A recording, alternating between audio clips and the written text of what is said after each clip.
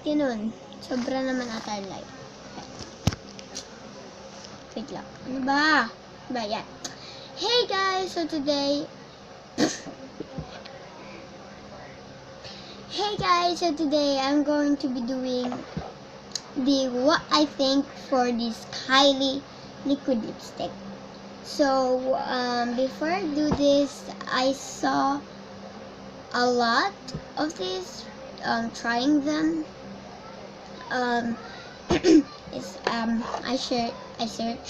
searched Kylie liquid lipsticks, or Kylie lip kits, and I saw a lot of them. And I saw Jordan Byers, I think. I saw her video and saying, beware of Kylie lip kits. Beware of fake Kylie lip kits. And I feel scared when I thought that what if might be one of these. I don't know what is the flavor of these. I think it's still JK or Candy K, because it's not fair from Candy K. I mean, it looks... So comment down below if you know what is this flavor. I mean, color. So let's just get into it. I'm going to apply this on my lips, and I'm going to tell what I think about it and what is the disadvantage and advantage about this kind of liquid lipstick. So in the description box below, in my other previous video, which is what I got for Christmas, I said that I don't have any liquid lipsticks. I mean, I don't have any lip pencils, lip liner. So I just use this, and I'm a huge fan of Jordan Byers. I just forgot her because I have a lot of subscription in my other previous channels. So let's just get started. Jordan Byers says fake makeup. So I'm pretty scared and also excited because I have the Kylie. Okay, so wow, it's so cool. Look at that. It's super colored. Oh no. I'm so excited to test this new Kylie. Oh my gosh. I don't have any mirror. Wait. Let me zoom it up so you can see my lips. Wait.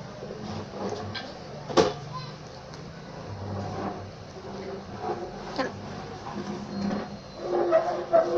Grabe naman yun magwalis. Okay. Lang. Lapit ko na lang kaya. Lang. Yes, yan. Ayan. Ay, wait, madami. I'm so scared. So my lips are dried. I don't have any lip balms.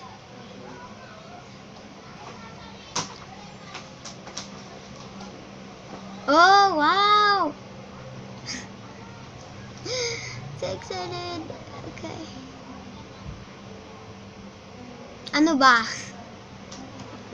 Okay. Oh no.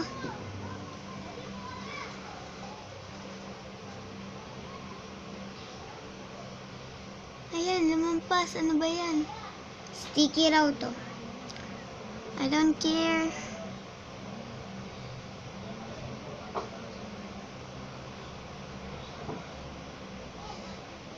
Etong side na to, perfect. Ito hindi.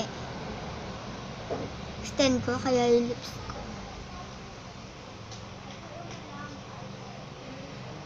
Yan. Wait. Kukuha nga ng tissue. Wait lang. Ito na lang. Yung wait na set.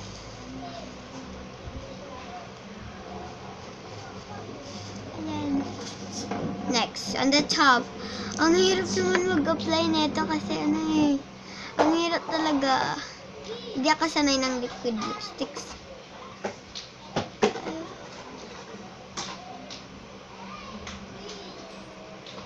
So, oh my gosh. Dinip ko kasi. Ang sticky niya talaga.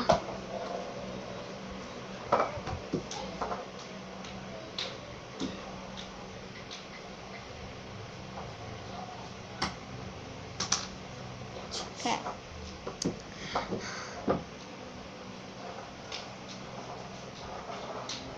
Okay, so I'm just going to wait until it dries up and I'm gonna come back. So I'm back. Ow! Oh my gosh.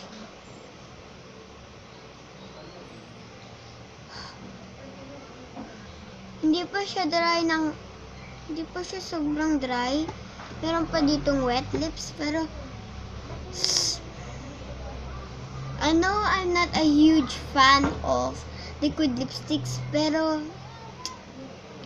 meron akong mga konting liquid lipsticks and none of them had stick my lips. Oh my gosh. Baka ganito lang talaga yung ano nila, yung timpla.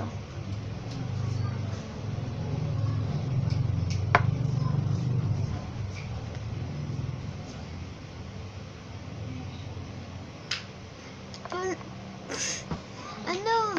Papanoorin ko ngayon kay Ann Klutz. Titingnan ko kung nagdikit yung lips niya. Pag nagdikit, siguro ganun talaga yung timpla ng Kylie Jenner lip kits. Mamaya.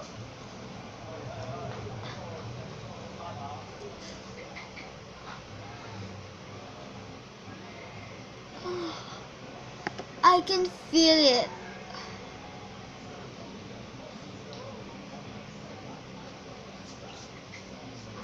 Lagpas. I'm so sorry kung mayroong lagpas.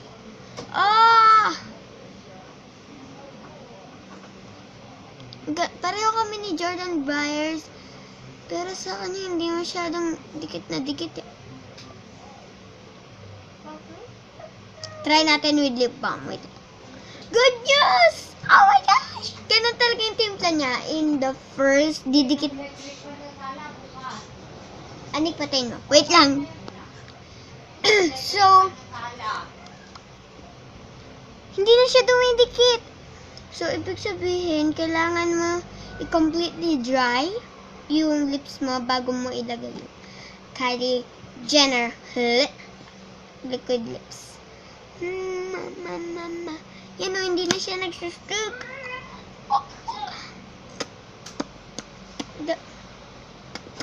Tsaka hindi siya mukhang fake, ah.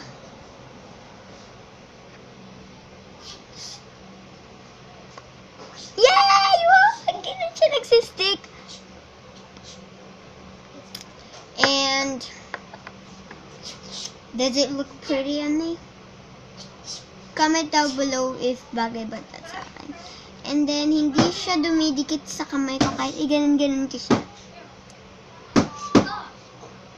Kanina meron kasi hindi pa siya completely dry. Ginawa ko ng tissue, ginanon ko. And then, nag-set na siya. And yun, hindi na siya dumidikit.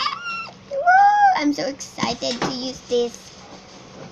Yun nga lang, mag-explain pa ako mamaya, okay? So, napipil ba to?